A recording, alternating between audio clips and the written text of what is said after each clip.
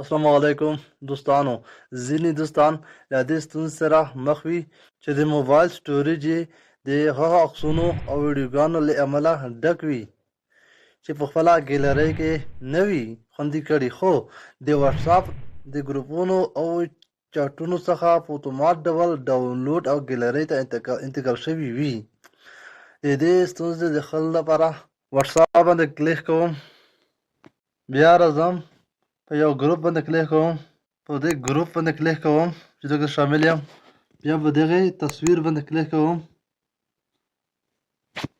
بیا راځم لاندې میډیا ویزیبیلیټي باندې کلیک کوم. په دې کې ډیفالټ نو دا معنا چې که چېرته دا چیک آن و چیک لګېدلی و نو ستاسو ګیلري ته په اتومات ډول عکسونه او ویډیوګانې د ګروپونو څخه نه ځي. که یس ته چیک لګېدلی و نو ستاسو ګیلري ته په اتومات ډول عکسونه او ویډیوګانې انتقالېږي، یعنې سی به. که نو چیک لګېدلی و نو بیا به هم ستاسو ګیلرۍ ته په اتومات ډول عکسونه او ویډیوګانې نه انتقالېږي.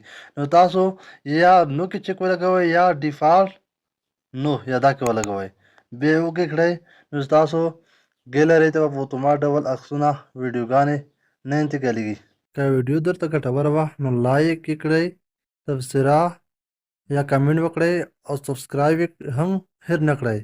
که کومه پوښتنه لرئ لاندې کمنټ سیکشن کې ولیکئ، خامخا به ځواب درکړم.